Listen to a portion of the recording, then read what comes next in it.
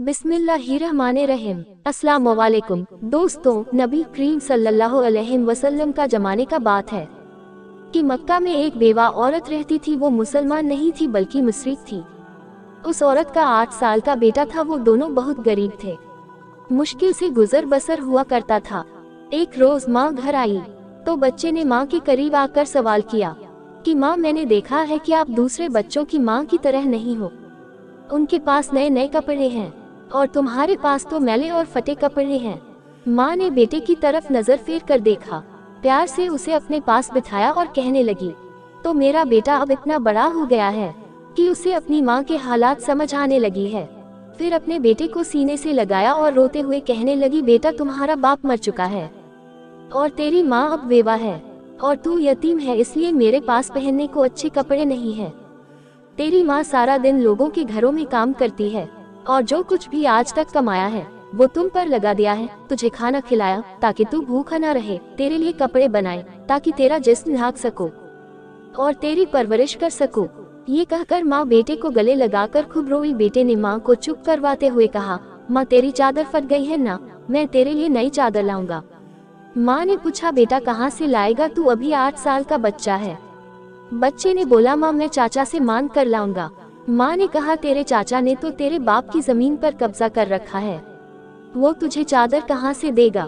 बेटा बोला, नहीं माँ, मैं जरूर जाऊंगा। मैं चाचा से जाकर कहूँगा कि मैं तेरा भतीजा हूँ, वो मुझे देखकर खुश होगा।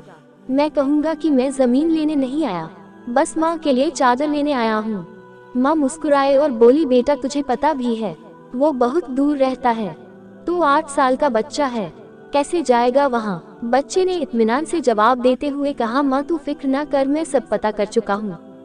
माँ ने बेटे को चाचा के पास जाने की इजाजत दे दी।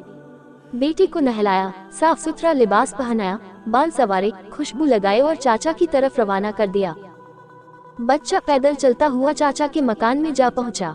जाकर देखा कि चाचा अपने साथियों के साथ बैठा शराब पी रहा था। बच्चे ने अदब के साथ चाचा को मुखातिब करते हुए कहा। चाचा ने मुड़कर देखा और कहा, तू कौन है। बच्चा बोला, मैं आपका भतीजा, मैं आपसे माँ के लिए चादर लेने आया हूँ। चाचा के सामने उसका 8 साल का भतीजा खड़ा था, लेकिन सिवाय उसके कि चाचा उसको प्यार करता, बल्कि उसने बच्चे को मारना पीटना शुरू कर दिया। बचाओ बचाओ कहकर वह बच्चा चीखता चिल्लाता रहा, इतना मारा कि वह बच्चा लहूलुहान हो गया। साफ सुथरे कपड़े खून से भर गए। चाचा ने भतीजे को थप्पड़ मारा, खींचा, झंझोरा और बच्चा दूर जाकर गिरा। वो बच्चा मुश्किल से अपनी जान बचाकर भाग गया। उधर माँ का दिल बेचैन हो गया। वो अपने बेटे की खातिर घर से निकल पड़ी। ये सिर्फ माँ और बेटे का प्यार था। अभी बेटा माँ तक नहीं पहुँचा था कि माँ उसके लिए बेचैन थी। बच्चा रोते हुए घर जा रहा था कि रास्ते में एक आदमी ने रोका और पूछा कि ये हाल कैसे हुआ। बच्चे ने सारा माजरा बताया कि मैं चाचा के पास माँ के लिए चादर मांगने गया था और चाचा ने मुझे मारा। उस राही ने कहा, सुनो, खाना काबा में जाओ, वहाँ तुम्हें मोहम्मद सल्लल्लाहु अलैहि वसल्लम मिलेंगे, उनसे अपनी माँ के लिए चादर मांगना, वो जरूर देंगे। बच्चे ने आंसू पोंछे और घर की तरफ चल दिया। बच्चा माँ के पास गया तो बेटे को इस हालत में देखकर उसकी माँ बेहद रोई। उसे घर ले आई और घर ले जाकर उसे नहलाया, खून साफ किया और जख्मों पर मरहम लगाया और कहा, मैंने तुझे मना किया था ना कि यह चाचा तुझे कुछ नहीं देगा। बेटे ने कहा, माँ, मैं अब किसी और के पास जाऊंगा, अगर मुझे इजाजत दो, वो मुझे जरूर चादर देंगे। माँ ने कहा, कौन है बेटा। बेटा बोला, मोहम्मद सल्लल्लाहु अलैहि वसल्लम। माँ ने बेटे को धक्के से पीछे किया और बोली, अब इस घर में मोहम्मद का नाम नहीं लिया जाएगा। तुम्हें पता है कि वो जादूगर है, शायर है, मजनू है, तू उसके पास हरगिज नहीं जाएगा। अल्लाह तबारक व ताला ने इस बात का जिक्र है कुरान पाक में 27वें पारे में फरमाया है कि लोगों ने मेरे नबी को शायर, मजनू और जादूगर पुकारा। बेटे ने कहा, माँ, मैं उनका पता करके आया हूँ, मुझे एक बार उनके पास जाने की इजाजत दो।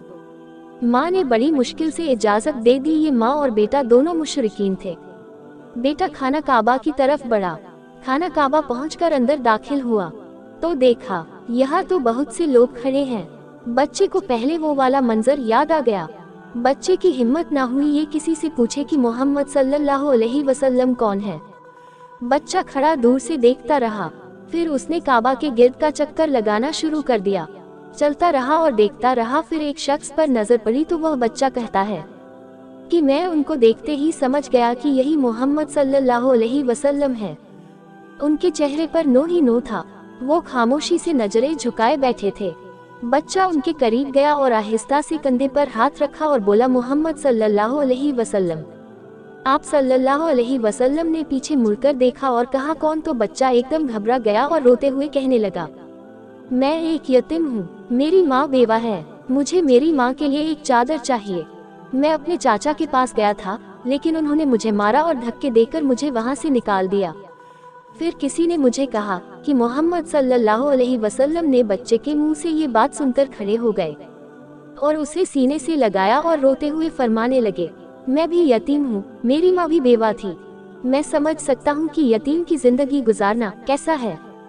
आप सल्लल्लाहु अलैहि वसल्लम रोते रहे और बच्चे के सर पर हाथ फेरते रहे, उसे प्यार किया और कंधे पर से चादर उतार कर उसे दे दी और फरमाया, ये लो चादर और अपनी माँ को दे देना।